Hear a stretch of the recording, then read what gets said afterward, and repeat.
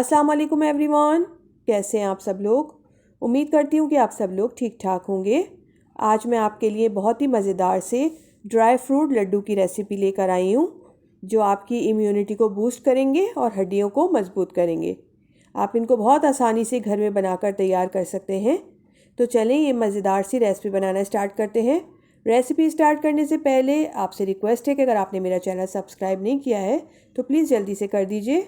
तो चलें ये मज़ेदार से लड्डू बनाना स्टार्ट करते हैं।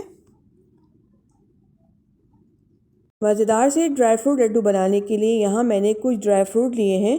आपके पास जो अवेलेबल हो आप वो यूज़ कर लीजिएगा। अब हम इनको मोटा मोटा सा चॉप करके रख लेंगे। अब यहाँ मैंने 20 से 25 खजूर ली हैं। इस रेसिपी में हम सॉफ्ट खजूर यूज़ करेंगे। इसमें से गुठली निकाल लेंगे और इसका हम पेस्ट बना लेंगे। पानी हम इसमें ऐड नहीं करेंगे, बग़ैर पानी के हमें इसको पीसना है। अब इसको साइड पे रख लेंगे। अब यहाँ मैंने 10 से 12 अंजीर ली हैं। इनको हम छोटे छोटे पीसेस में चॉप करके रख लेंगे। अब यहाँ मैंने सारे ड्राई फ्रूट को मोटा मोटा सा चॉप करके रख लिया है। चलिए अब हम इनको फ्राई कर लेते हैं। अब यहाँ मैंने एक पैन रखा है चूल्हे पे। इसके अंदर हम 1.5 टेबल स्पून बटर ऐड करेंगे। अगर आपके पास बटर नहीं है तो आप इसके अंदर देसी घी भी ऐड कर सकते हैं। अब हम इसके अंदर हाफ कप चॉप किए हुए बादाम ऐड करेंगे।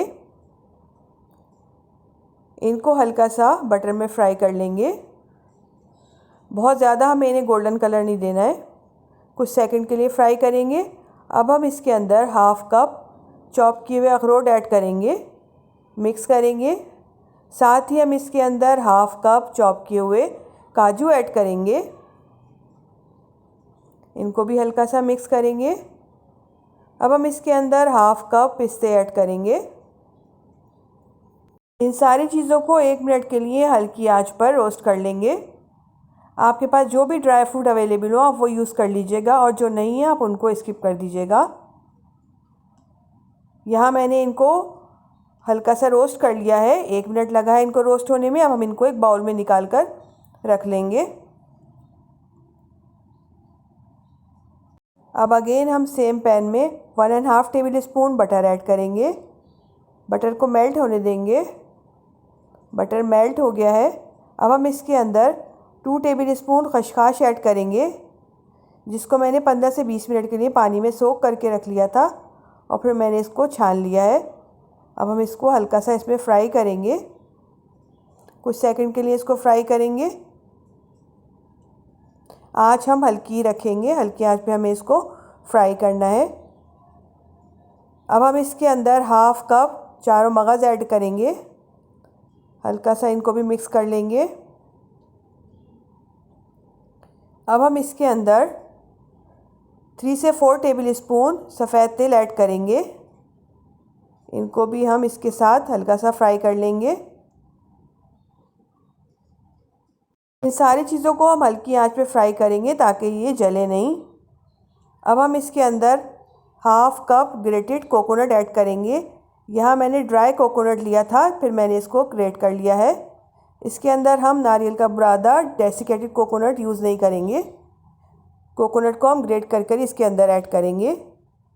इन सारी चीज़ों को भी 1 मिनट के लिए हल्की आंच पे रोस्ट कर लेंगे। ये देखिए मैंने इसको रोस्ट कर लिया है। अब इसको भी बाउल में निकाल के रख लेंगे।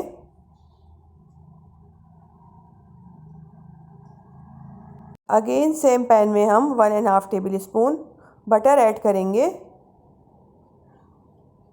बटर मेल्ट हो गया है। अब हम इसके अंदर अंजीर ऐड करेंगे जो हमने चॉप करके रखी थी। इसको भी बटर में हल्का सा फ्राई कर लेंगे। बहुत ज़्यादा हमें इसको डार्क कलर नहीं देना है, बस इनको हम हल्का सा ही फ्राई करेंगे। ये देखिए फ्राई हो गई है। अब इसको भी बाउल में निकाल के रख लेंगे। बहुत ही मज़ेदार ये लड्डू बनकर तैयार होते हैं, आप लोग ज़रूर ट्राई करिएगा। अब हम again 1.5 table spoon butter add करेंगे। बटर मेल्ट हो गया है। अब हम इसके अंदर जो हमने खजूरों का पेस्ट बना कर रखा था इसको इसके अंदर ऐड करेंगे। हल्की आंच पे इसको भी फ्राई कर लेंगे। چمچہ چلاتے رہیں گے تاکہ یہ جلے نہیں۔ کھجور کو بھی ہم 1 منٹ کے لیے ہلکی آنچ پہ فرائی کریں گے۔ یہ دیکھیں کھجور کا مکسچر اسموتھ ہو گیا ہے۔ اب ہم فلیم آف کریں گے اور اس کو بھی اسی باؤل میں ایڈ کر دیں گے جس میں ہم نے سارے ڈرائی فروٹ ایڈ کیے تھے۔ اس کو اس کے اندر ایڈ کر دیں گے۔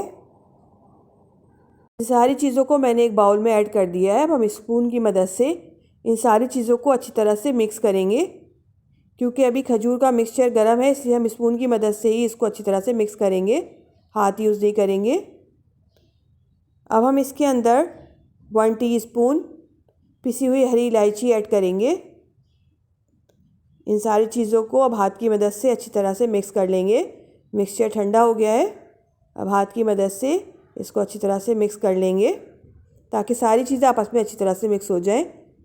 یہاں میں نے ساری چیزوں کو اچھی طرح سے مکس کر لیا ہے۔ اب ہم اس سے لڈو بنانا شروع کریں گے۔ تھوڑا سا مکسچر اٹھائیں گے، اس کو ہلکا سا پریس کریں گے اور اس کو بال کی شیپ دے لیں گے۔ اور یہ دیکھیں زبردست سا لڈو بن کر تیار ہو گیا ہے۔ اب اس طرح باقی سارے بنا لیں گے۔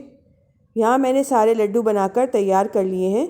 یہ دیکھیں کتنے زبردست سے بن کر تیار ہوئے ہیں۔ بہت ہی ہیلدی اور مزیدار سے لڈو بن کر تیار ہو گئے ہیں۔ آپ ان کو 10 سے 12 دن کے لیے فریج میں اسٹور کر کے بھی رکھ سکتے ہیں۔ ریسیپی اچھی لگے لائک کریں، فیملی اینڈ فرینڈز میں شیئر کریں۔ مجھے دیجیے اجازت۔ اللہ حافظ۔